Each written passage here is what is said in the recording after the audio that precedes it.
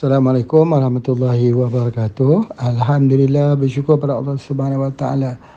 Kita sambung lagi pelajaran kita pada malam ini tentang kelebihan HGHT ini, insya-Allah. Ada orang dah bertanya pada Pak Haji harganya berapa ya. Harganya ada dua lah. Yang satu kita panggil harga HGH 2. Yang tu yang biasalah, yang dah pun kita keluarkan ya. Tetapi ini adalah produk yang premium, produk yang mahal, produk yang digandakan daripada 50 milimol per liter kepada 150 milimol. Jadi oleh sebab itu maka harganya itu juga menjadi sekali ganda. Namun begitu harga bukan jadi perbincangannya ya. Tetapi yang kita nak sampaikan ialah keberkesanannya. Bagi mereka yang insya-Allah berminat ya, yang berminat produk ni akan sampai di Jakarta di warehouse pada hujung tahun ini. Hujung tahun ini ya. Kalau harga tu dah bisa boleh memesannya. Jadi insya-Allah nanti Pak Haji akan sharekan harganya di sini, berapa nilai matanya juga, berapa harga jualnya. Nanti boleh kita lihat dalam rupiah insya-Allah. Baik, kita menyambung lagi ya, bahawa kadang-kadang kalau kita fikirkan yang mana lebih mahal ya, di antara herba yang kita nak beli dengan kesihatan yang kita ada. Orang itu kadang-kadang kena kanker, kena fibroid, kena ketumbuhan, kena asam urat. Sakitnya luar biasa sekali. Macam mana kita nak neutralkan itu? Macam mana kita nak hilangkan fibroidnya, kistanya, kankernya. Ataupun kita tengok orang yang ada hyperthyroid. Yang paling ramai sekali yang kena hyperthyroid ini, ya, macam mana kita nak hilangkan, kita nak sembuhkan dia dengan satu herba saja, one for all. Jadi inilah dia HGHT, HGH SGHT, di mana ini adalah merupakan produk unggul yang diformulasikan sesuai untuk kesemua penyakit. Kita tahu bahawa setiap penyakit itu ada ubat, dan kita tahu bahawa ubat-ubat yang ada ini adalah merupakan salah satu daripada kaedah pengobatan Nabi sallallahu alaihi wasallam, iaitu daripada alamiah. Jadi alhamdulillah, syukur. Ini bukan kimia tapi ialah sumber alamiah. Dan seperti mana yang Pak Haji pernah sampaikan bahawa sepanjang ya daripada perawatan ini yang paling banyak keberkesanannya ialah HGH2 ya, HGH2.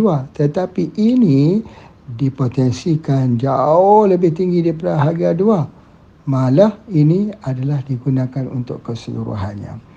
Baik, tadi ada orang tanya kepada Pak Haji macam mana keadaan kalau orang itu menggunakan pencair darah. Kerana HGH ini memang terkenal sebagai herba untuk mencairkan darah. Memang sebenarnya kalau orang itu dah gunakan produk-produk pencair darah yang lain, dia tak perlulah gunakan produk pencair darah daripada herba, memang begitu. Tapi kalau nak guna juga boleh, iaitu kita spraykan saja ke dalam air minuman ya. Jangan spray langsung ke dalam mulut ataupun di bawah lidah. Itu tak dicadangkan. Sebenarnya memang benar HGHT ini terbaik untuk liver. Ya, liver tu seperti mana yang Pak Haji sebutkan, dia ada connection dengan mata ya, mata.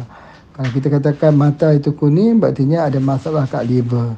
Jadi kalau orang itu dia mengambil HGH, kemudian dia meninggalkan kacamatanya, berartinya matanya makin baik. Berartinya livernya juga semakin baik. Orang yang ada masalah liver ini, dia memang ada masalah, dia akan datang bermacam-macam ya. Seperti kita tengok dia selalu kembung ya. Kemudian dia jadi, kalau yang seriusnya hepatitis, hepatitis, peradangan di hati. Ya, dia jadi perutnya itu busung. Ya, busung dan keras dan matanya kuning.